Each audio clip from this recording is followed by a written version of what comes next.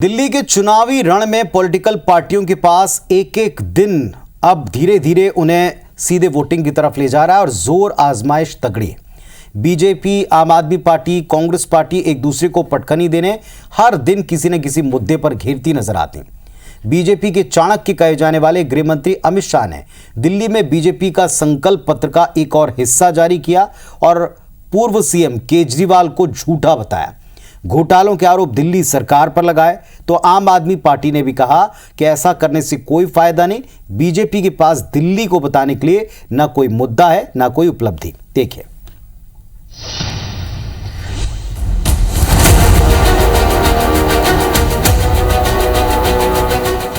दिल्ली की सियासी बिसात पर बीजेपी की जमीन को मजबूत करने बीजेपी के दिग्गजों ने मोर्चा संभाल लिया है। गृह मंत्री अमित शाह ने दिल्ली के लिए बीजेपी के संकल्प पत्र का तीसरा हिस्सा जारी किया। बीजेपी ने युवाओं, श्रमिकों, मीडिया कर्मियों और वकीलों से लेकर दिल्ली के विकास का पूरा रोड मैप इसमें पेश किया। बीजेपी के संकल्प पत्र में साबरमती रिवर फ्रंट की तर्ज पर यमुना रिवर फ्रंट विकसित करने और भव्य महाभारत कॉरिडोर विकसित करने का वायदा है। 50,000 युवाओं को नौकरी का वायदा और 1700 अवैध कॉलोनियों को मालिकाना हक देने की बात कही है। साथ ही मीडिया कर्मियों, वकीलों और टेक्सटाइल वर्कर्स को 10 लाख तक जीवन बीमा देने का वायदा है। वहीं श्रमिकों को 5 लाख का दुर्घटना बीमा देने और दिल्ली को 100% ई बस सिटी बनाने पर जोर दिया है। संकल्प पत्र जारी करने के दौरान गृह मंत्री शाह ने सत्तारूढ़ आप सरकार और केजरीवाल पर जमकर जुबानी हमला बोला।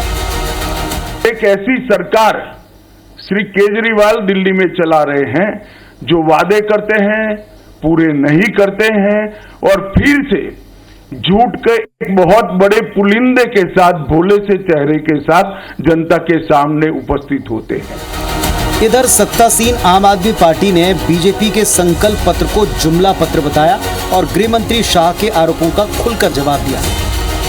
बीजेपी हार मान चुकी है। बीजेपी केवल दिल्ली में चुनाव की औपचारिकता के लिए एक जुमला पत्र लेके आई है। 50,000 जॉब 2.5 करोड़ लोगों के लिए मजाक बना रही है।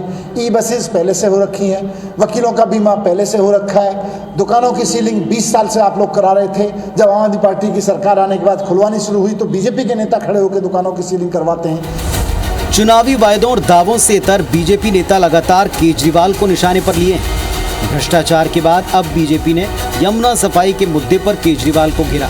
बीजेपी उम्मीदवार प्रवेश वर्मा ने आईटीओ के यमुना घाट पहुंचकर केजरीवाल के कट ऑफ को यमुना में डुबो दिया, जिस पर लिखा था, मुझे माफ करना, मैं 2025 तक यमुना को साफ नहीं कर सका।